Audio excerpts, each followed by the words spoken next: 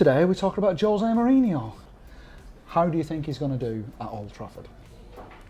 It's an interesting one, isn't it? I mean, there was debate over whether he was going to be the man that United wanted. Obviously, passed over for Moyes a couple of years ago, and now he is all of a sudden question marks over kind of how he goes about things, whether the football is going to be attacking enough for United. I think Mourinho is a manager that embodies like what United are about, which is winning above all else.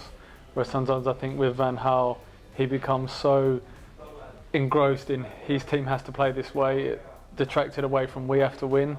It wasn't like a win at all costs, it was I want to play this way, whereas I think Mourinho wants to win at all costs and he'll do whatever he has to do, and I think a lot of experienced players tend to do well under Mourinho. He gets the best out of them, and someone like Rooney, he'll make him feel great, he'll make him feel important, he'll make him feel like the main man again.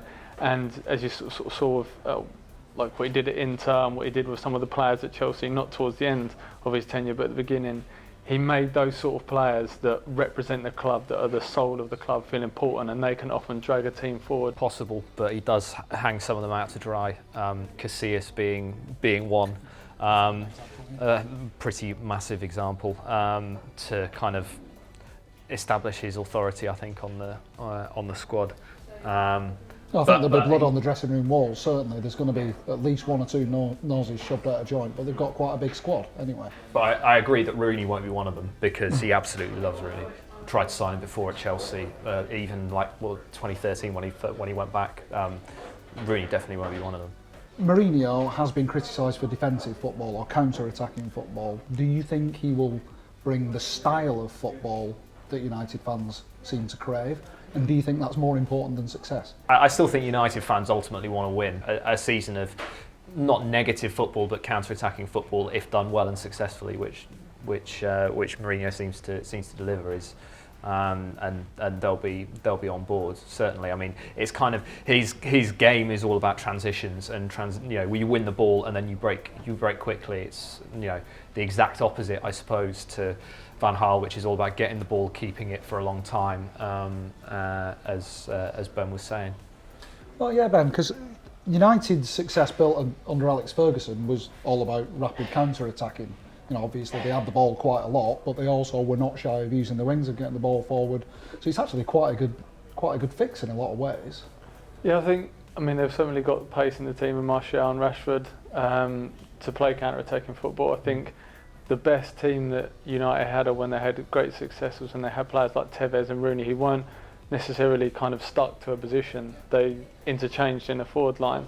If Mourinho can find the right mix of players like that and gives them the freedom to do that, but I think the environment and the expectations at Old Trafford may have changed slightly, where they've been sort of not great for the last two seasons. Yeah, they won the FA Cup, but they haven't been great under Van Gaal.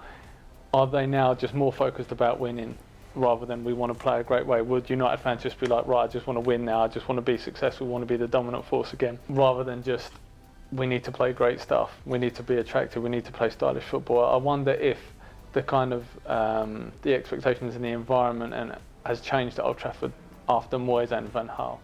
I think you might be right there, and that success will be more important than style, at least for a couple of seasons, which is, how long Mourinho tends to last at a place. The Mourinho-Guardiola thing, once again, how's that going to shake out? And how's it going to affect him, do you think, to have his nemesis on the other side of the city? I mean, it's not necessarily like how it's going to affect him. I don't think. I mean, I think part of the reason, or a big part of the reason why United have gone for him, is because Pep is on the other side of the city wall. I mean, it was certainly toxic in Spain when Mourinho arrived. Great strides have been made, I think, in terms of bringing together the Catalans and the Spaniards in the Barcelona and Real Madrid dressing rooms, having won the World Cup in 2010.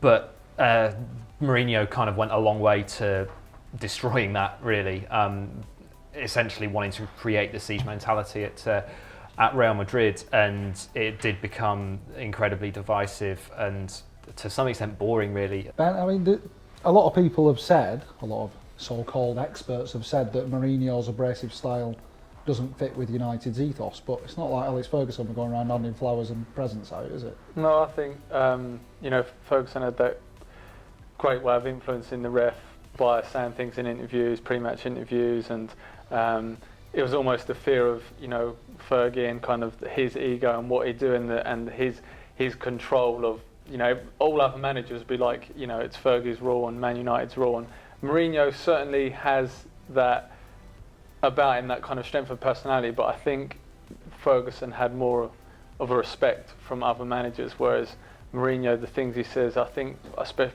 managers like Wenger, they feel like he's disrespectful and don't really kind of get along with him. So he might not just have needle with Guardiola, it could be other managers, and now he's in that role at Manchester United that could even inflate his ego even more. But I definitely think Mourinho will be motivated by the fact that he wanted the job when Moyes got it, or that's what we're kind of led to believe, and it's widely believed that United went after Guardiola and didn't get him, so they went for Mourinho, and I think he'll be out to prove, I'm the man, I should have been your number one, I should have been your first pick. I certainly think that Guardiola getting the City job is a big role in Mourinho getting the United job, to get the person that is perceived, rightly or wrongly, to have the wool over Guardiola, at least from their time in Spain, to have him round the corner, which I think plays some role in United getting Mourinho. So I suppose the big question is, who's going to finish higher in the league?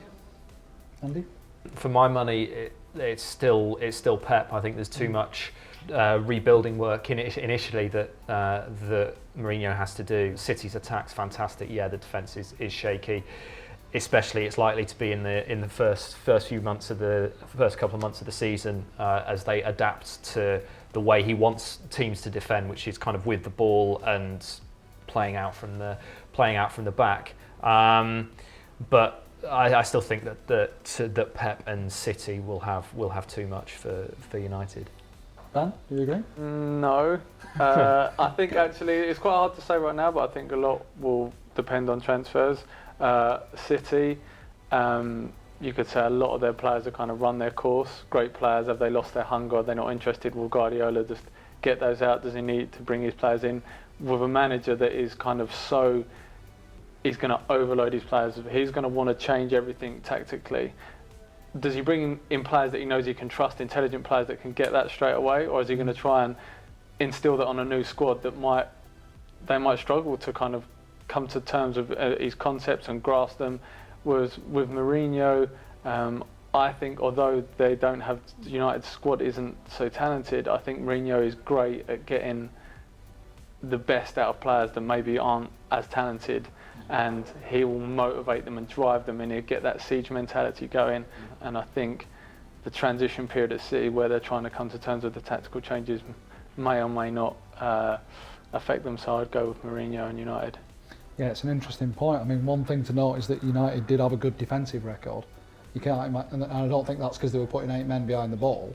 The accusations of negativity were mainly about passing it sideways style, forever. Yeah. Whereas Mourinho will come in and improve them transitions and perhaps add a decent attack or a decent attacking spirit, because they've already got good players there.